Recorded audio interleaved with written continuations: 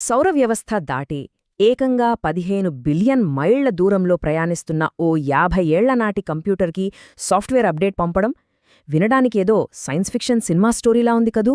కానీ ఇది నిజంగా జరుగుతున్న ఓ అద్భుతం. మరి ఈ ప్రాసెస్ ఎలా సాధ్యమైందో ఇప్పుడు వివరంగా చూద్దాం.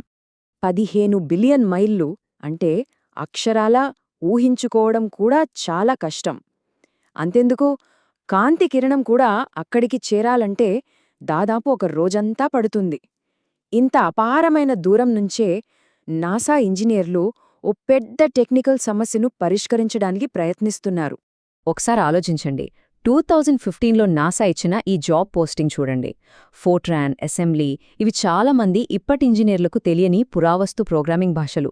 ఈ ఒక్క ప్రకటన చాలు వాయేజర్ మిషన్లో వాడుతున్న టెక్నాలజీ ఎంత పాతదో, దాన్ని మెయింటైన్ చేయడానికి ఎంత స్పెషల్ స్కిల్స్ కావాలో అర్థం చేసుకోవడానికి.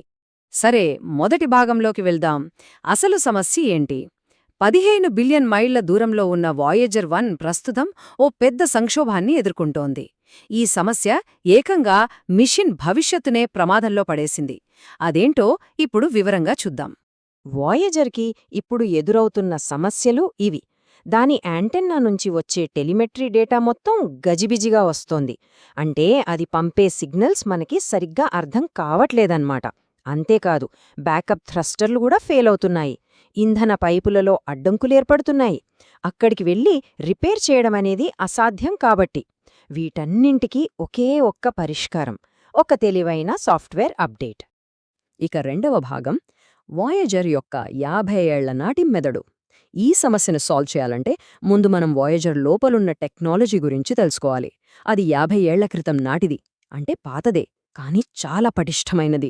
దాని పరిమితులేంటో చూద్దాం. వోయేజర్కి ఒక్కటి కాదు, ఏకంగా 3 బ్రెయిన్స్ ఉన్నాయన్నమాట. మెయిన్ కంప్యూటర్ ఒక బాస్లాగా అన్నిటినీ కంట్రోల్ చేస్తుంది.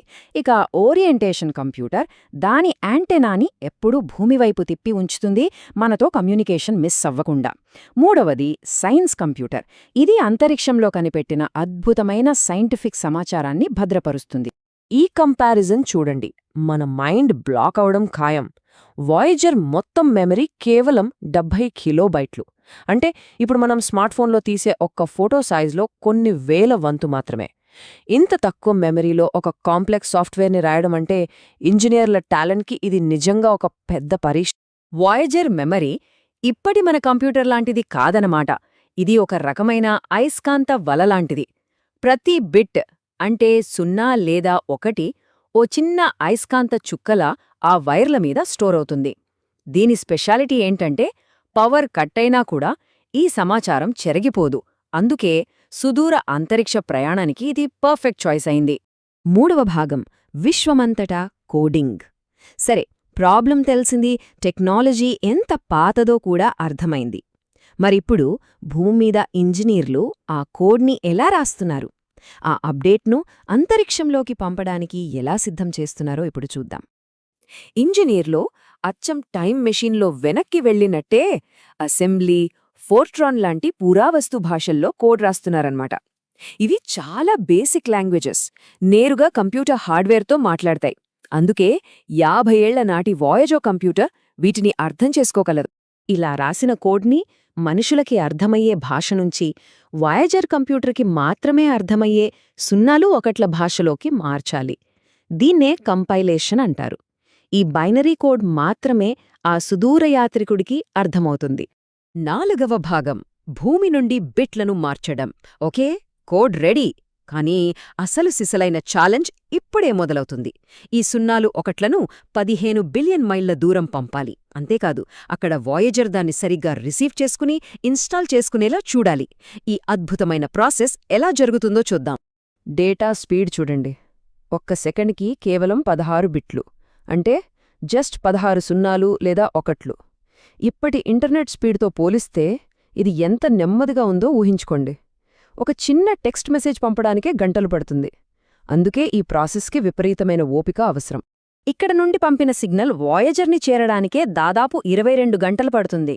అంటే ఒక కమాండ్ పంపి అది అందిందో లేదో మనకు తెలియడానికి దాదాపు 2 రోజులు పడుతుందన్నమాట.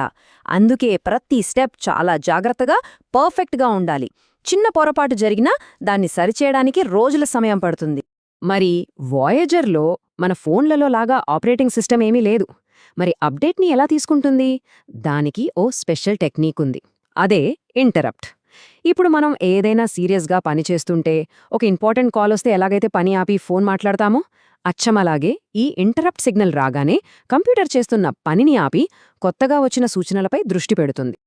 అంటే ఆలోచించండి, 15 బిలియన్ మైళ్ళ అవతల ఎవరి హెల్ప్ లేకుండా వాయేజర్ తనకి తానే ఒక సాఫ్ట్వేర్ సర్జరీ చేసుకుంటుందన్నమాట. మొదట ఇంటరప్ట్ సిగ్నల్ రాగానే పాత పనిని ఆపేస్తుంది. తర్వాత కొత్త కోడ్ను మెమరీలోకి లోడ్ చేస్తుంది. ఆ కోడ్ కరెక్ట్గా ఉందో లేదో చెక్ చేసుకుని చివరిగా కొత్త సాఫ్ట్వేర్తో తన పనిని మళ్లీ మొదలుపెడుతుంది. ఇదంతా ఒక అద్భుతమైన ఆటోమేటెడ్ ప్రాసెస్. 5వ భాగం రిమోట్ పరిష్కారాల వారసత్వం. అయితే ఇలాంటి స్పేస్ సర్జరీ చేయడం వాయేజర్కి ఇదేం కొత్త కాదు. తన 50 ఏళ్ల సుదీర్ఘ ప్రయాణంలో ఇలాంటి ఎన్నో సవాళ్లను ఎదుర్కొంది. ప్రతిసారీ భూమి మీద ఉన్న ఇంజనీర్లు తమ తెలివితో దాన్ని కాపాడుకున్నారు. ఆ హిస్టరీని ఒక్కసారి చూద్దాం. ఈ టైమ్లైన్ చూస్తే మనకు అర్థమవుతుంది ఇంజనీర్లు ఎన్నిసార్లు వాయేజర్ని కాపాడటానికి అప్డేట్స్ పంపారు. 1989లో నెప్ట్యూన్ ఫోటోల కోసం కెమెరాని రీప్రోగ్రామ్ చేశారు. ఆ తర్వాత పనికి రాని పరికరాల కోడ్ తీసేసి మెమరీని ఖాళీ చేశారు. 2010లో అయితే ఏకంగా ఒకే ఒక్క బిట్ వల్ల వచ్చిన ఎర్రర్ని సరిచేశారు. ఇలా ఎన్నోసార్లు రిమోట్గానే సమస్యలను పరిష్కరిస్తూ వచ్చారు. అస్సలు విషయం ఏంటంటే వాయేజర్ తన జీవితకాలం దాటి ఇన్ని సంవత్సరాలు బ్రతికి ఉందంటే దానికి కారణం ఈ రిమోట్ పరిష్కారాలే. లేకపోతే దాని ప్రయాణం ఎప్పుడో ముగిసిపోయేది. కాని మానవ మేధస్సు, సృజనాత్మకత, పట్టుదల ఈ అద్భుతమైన మిషన్ను ఇంకా ముందుకు నడిపిస్తున్నాయి. ఒకసారి ఆలోచించండి, 15 బిలియన్ మైళ్ల దూరంలో ఉన్న 50 ఏళ్ల నాటి కంప్యూటర్ సమస్యనే మనం పరిష్కరించగలిగితే మన ముందున్న అసాధ్యమైన సమస్యలు అనిపించే వాటిని కూడా మనం పరిష్కరించలేమా? ఇది కేవలం ఒక ఇంజనీరింగ్ విజయం మాత్రమే కాదు, మానవ సంకల్పానికి, మన జిజ్ఞాసకు ఇదొక నిలువుటద్దం. మన భవిష్యత్ అవకాశాలకు ఎలాంటి హద్దుల్లేవని ఇది మనకు గుర్తుచేస్తోంది.